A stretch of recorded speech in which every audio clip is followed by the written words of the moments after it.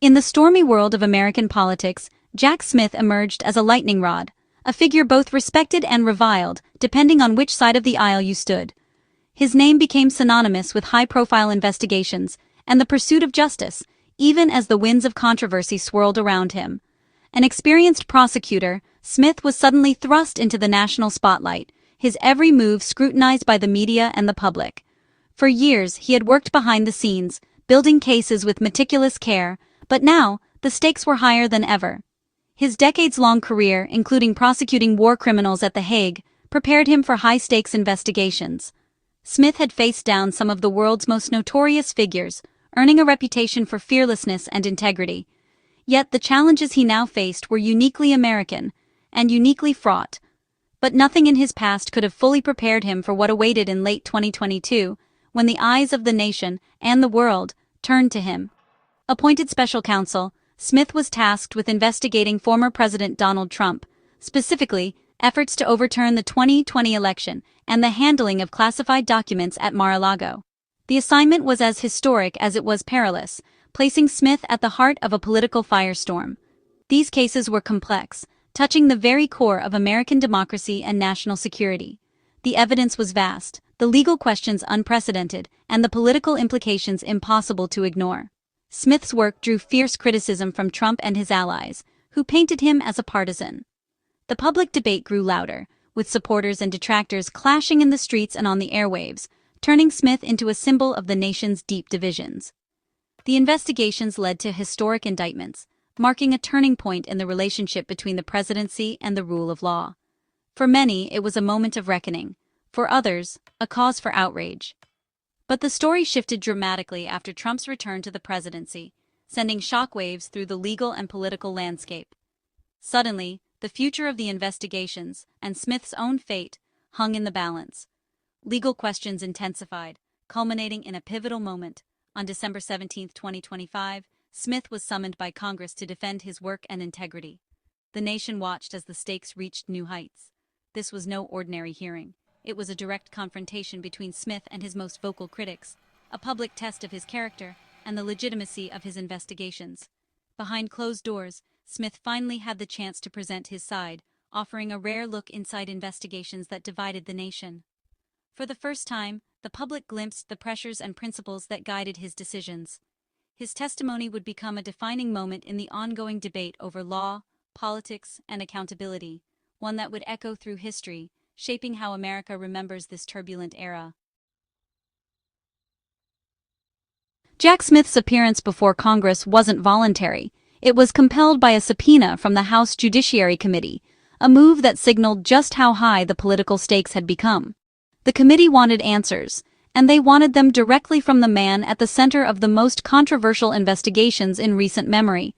The effort was spearheaded by Republican Jim Jordan, a vocal Trump ally and chair of the committee, who had long criticized the Department of Justice's handling of cases involving former President Trump.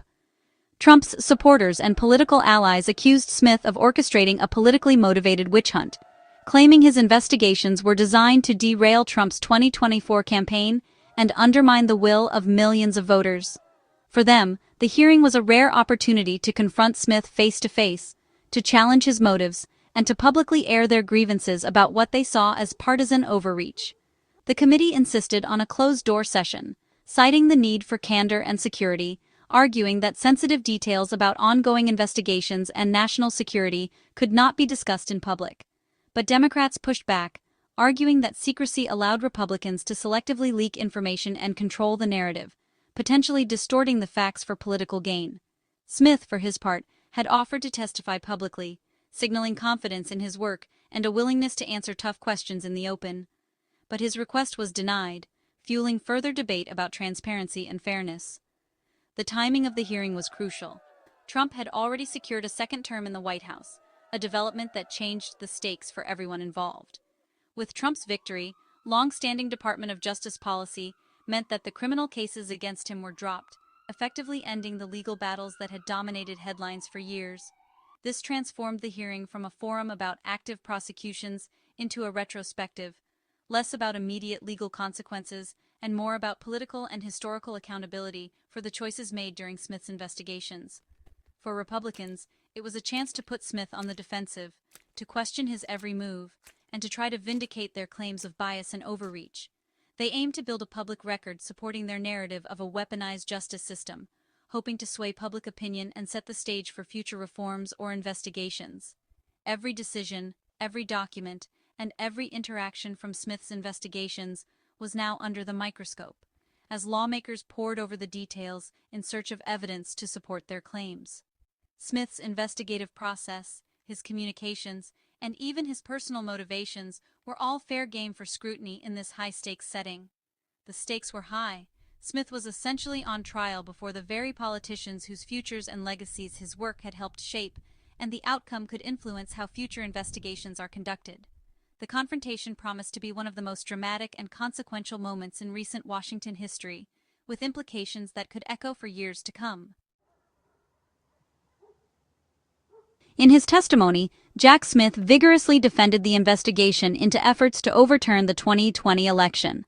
He told the committee his team had gathered overwhelming evidence that Trump was not just questioning results, but orchestrating a criminal conspiracy to block the peaceful transfer of power.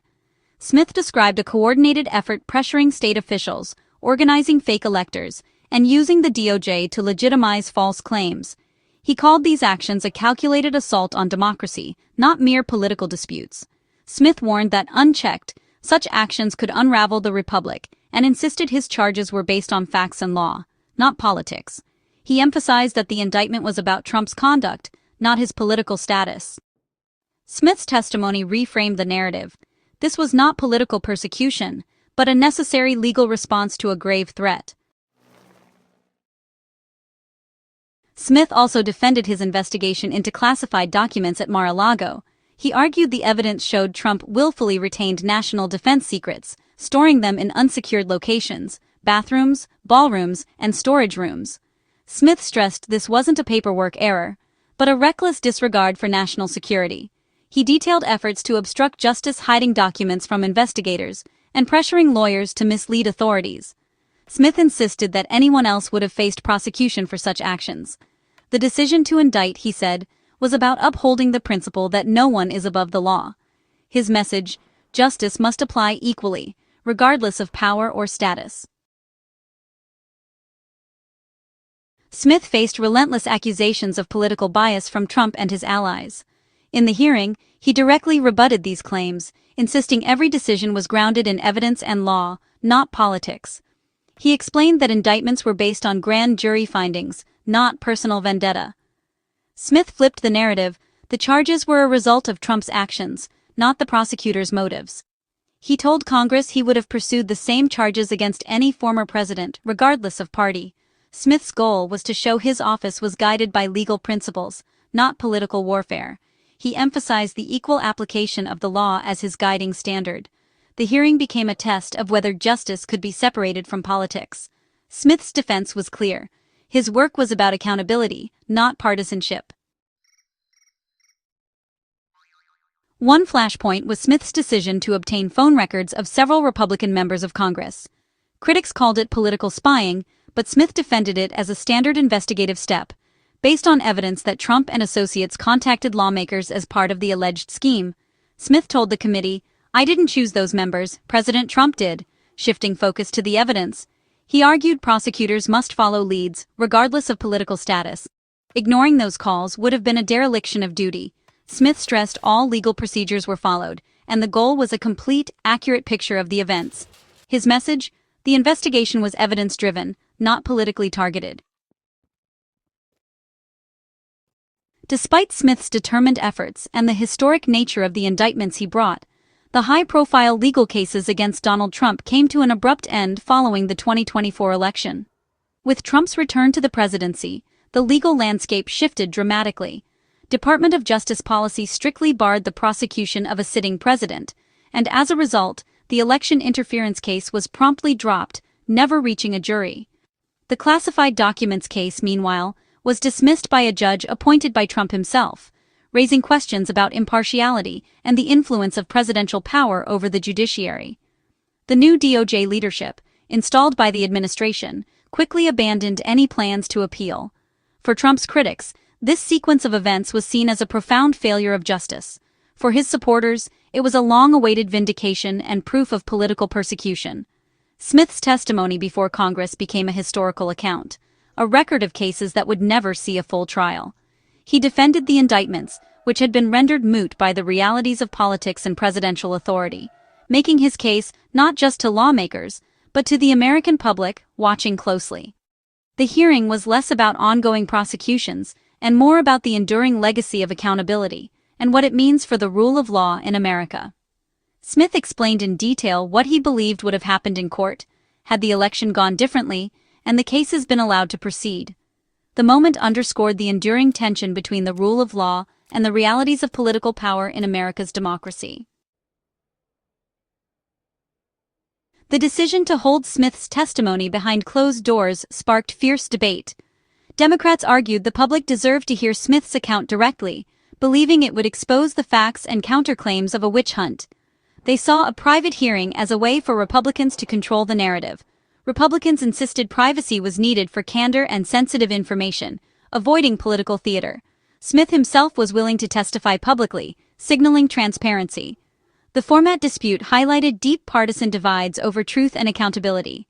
The closed session left many questioning whether the full story would ever reach the public. Jack Smith's closed-door testimony was a pivotal moment for American democracy and the rule of law.